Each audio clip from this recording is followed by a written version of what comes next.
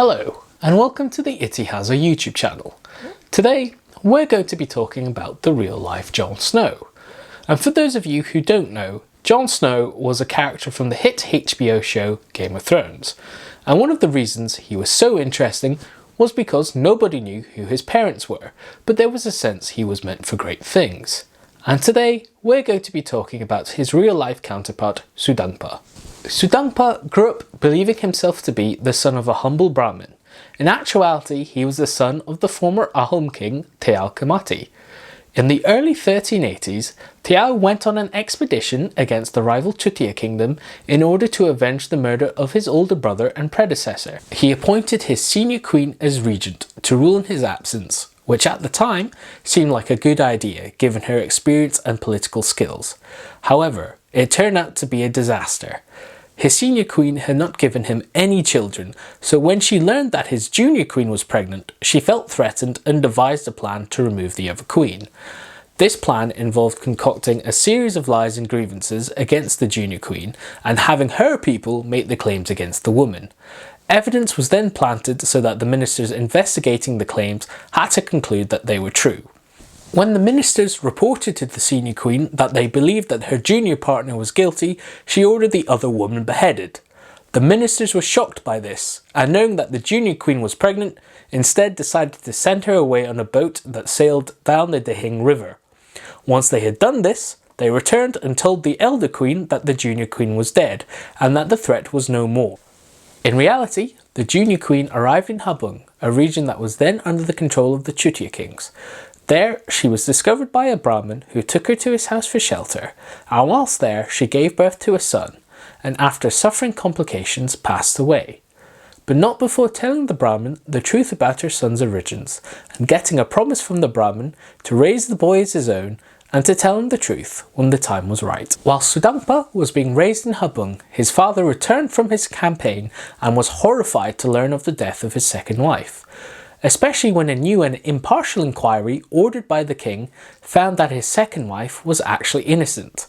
However, Teal was not a strong man and was unable to resist his senior wife's claims and charms.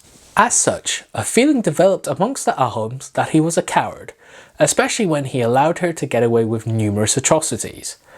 This all came to a head in 1389, when alongside his remaining wife, Teal was assassinated, and because no suitable candidates for the throne were found, a period of regency was declared. Whilst all this was happening, Sudangphaa was being raised in a relatively happy family environment, learning all about the Ahom kingdom, the Chutias, and everything else that would be required to make him a good king. Records that survive from the time describe him as an energetic and charismatic boy and young man who charmed those who met him. That he was incredibly hardworking also seemed to help.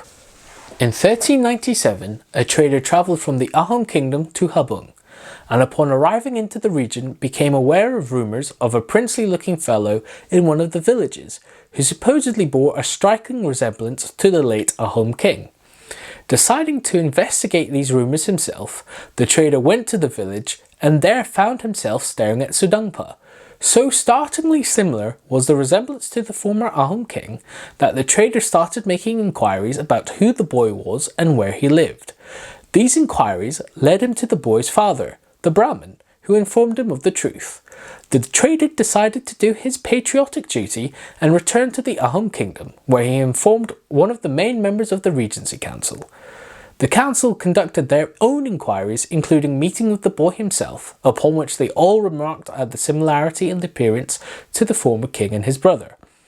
Deciding that this boy was indeed the king they'd been looking for, the ministers invited the boy to the capital Charaido and named him king. Sudangphaa ascended the throne at the tender age of 15, ready to fulfill his destiny. One of the first things Sudangphaa did was to bring his foster family with him from Habung to court. The Brahmin gained a prominent position as an advisor to the new king, whilst the new king's foster brothers gained important postings on the frontier. It was under his foster father's guidance that Sudangphaa started to introduce various Hindu rites and ceremonies to the Ahom court, including the Lakshmi Narayan prayer.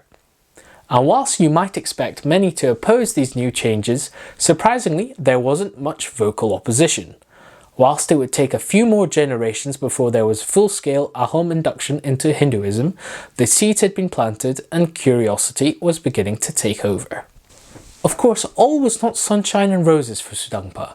There were those who were unhappy with the change in the status quo and terrified the benefits they'd gotten during the regency would end. This included the Timpa chiefs. They decided to try and assassinate the new king. Sudangphaa quickly learned of their plot, but instead of trying to take active steps against them, worked subtly. He first constructed a stockade for catching elephants. Then once it was built and some elephants had been caught, he invited the disenfranchised chiefs to celebrate this with a feast. When the festivities entered full swing and the chiefs were suitably dull to suspicion, they were overpowered and executed. Their skulls were piled up in a heap as trophies. Once he defeated the rebellious chiefs, Sudangphaa's next challenge was to do with Mong Khao, a state in what is now Upper Myanmar. The reason for why war broke out between the Ahoms and the Mong Khao vary according to historians, but most accounts agree that the main cause was a man called Tai Sulai. Tai Sulai was either a man who tried to elope with the king's fiancée and fled to Mong Khao to seek protection, or he was the son of a previous Ahom king who wanted to claim the throne.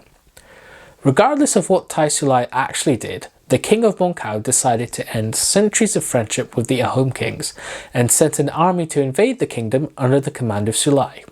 Personally commanding his own army, Sudangphaa fought a fierce battle against Sulai and the Mong Khao, and whilst he sustained a small wound, victory was eventually won, with Sulai and his defeated army fleeing.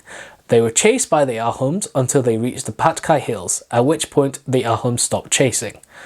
Chastised by this defeat, the Mong Khao signed a formal peace treaty with the Ahoms in 1401, which expelled Tai Sulai and saw gifts of friendship exchanged.